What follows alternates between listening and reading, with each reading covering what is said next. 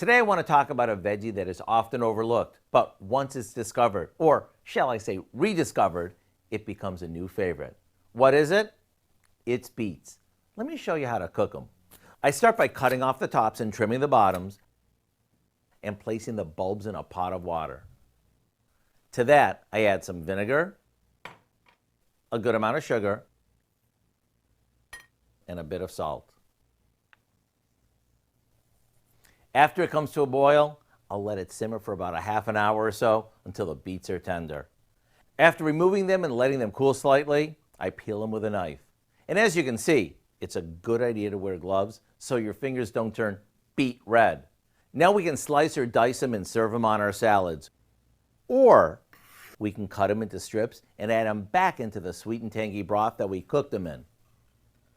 And after this cools, we end up with a chilled soup that's surprisingly refreshing.